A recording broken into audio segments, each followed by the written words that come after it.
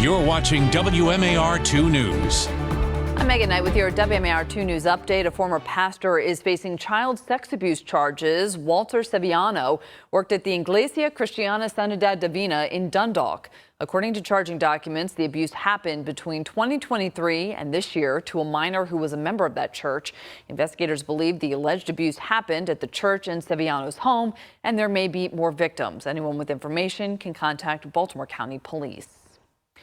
Maryland taxpayers may be on the hook for nearly $360 million following an audit of the State Highway Administration. It found the agency routinely charged expenses to federally funded projects not authorized by the federal granting agency, resulting in $358.7 million in expenditures that may need to be funded with transportation trust funds. The audit says it doesn't need to be referred to the Attorney General, but Republican lawmakers disagree.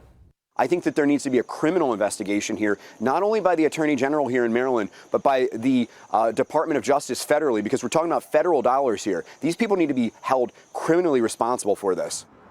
State Highway Administration responded to the audit saying, quote, "We are actively working with our federal partners to review expenses for eligibility and seeking full recovery for all eligible expenses on our federal aid projects.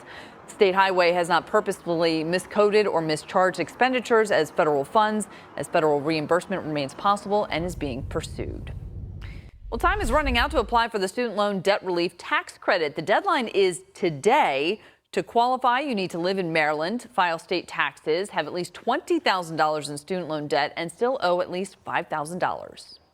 Most people that apply do qualify for some amount of money, so we want to make sure that people know, don't count yourself out, because it is very likely that you will qualify for at least some amount of money. And borrowers have 3 years to prove the credit they put towards their loans, and applicants should hear by December if they were approved and the credit amount they're getting. Mallory Safaste has looked into this credit. You can scan the QR code on your screen to see her report. She has a link to a federal repayment loan simulator if you're looking to reduce your monthly payments or pay less in interest. If you have a matter for Mallory, you can email her at mallory@WMAR.com. You can also find her on Facebook and X.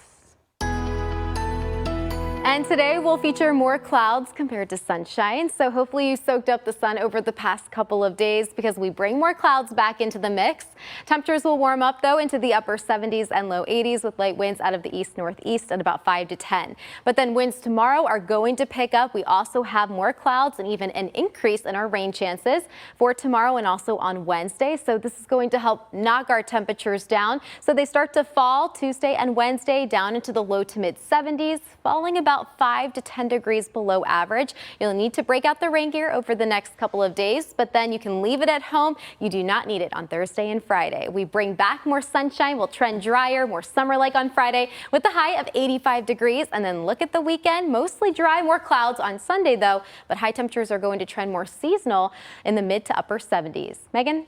Stevie, thank you. Well, you can help kids to develop a love of reading. We are once again partnering with the Scripps Howard Fund to raise money to buy new books for students at Abbotston Elementary School in Northeast Baltimore. Scan the QR code on your screen to make a donation. This will be our 6th year hosting a book fair for Abbotston, where kids can go pick out a handful of books and take them home for free. You can make donations now through September 30th. And you'll find the latest on the top stories of the day by going to WMAR2news.com. And for your news and weather while you're on the go, be sure to download our app. Thanks for watching. I'm Megan Knight.